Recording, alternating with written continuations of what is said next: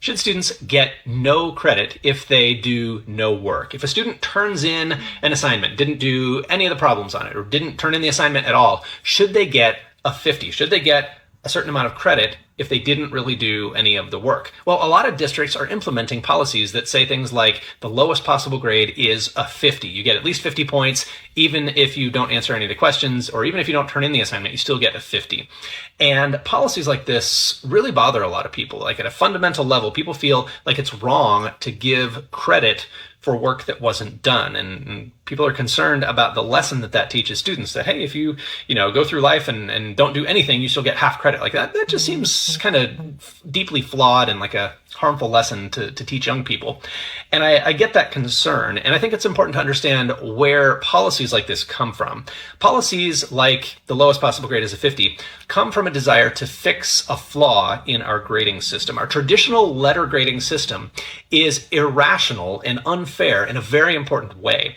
If you think about the impact, the mathematical impact of a 0 on your grade, like if you skip one assignment and get a 100 on the next assignment, your grade, if they're equally weighted assignments, would be a 50, which is not a C, right? You'd think on a rational scale, where the grades are A, B, C, D, F, you should get a C if you get 100 and then a 0, but that's not the case. You get an F. And it is very, very difficult for students to come back from a missing assignment. It really can just torpedo your grade.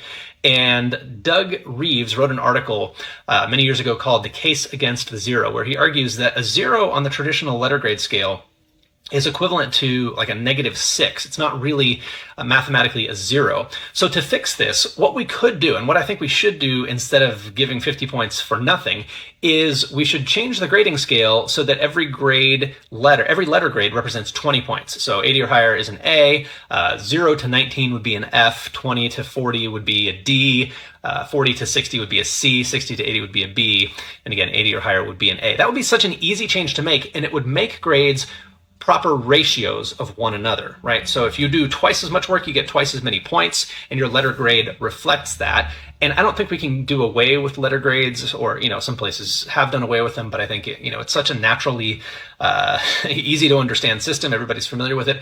All we have to do is adjust the point values, and we can introduce that rationality and solve the 0 problem pretty single-handedly.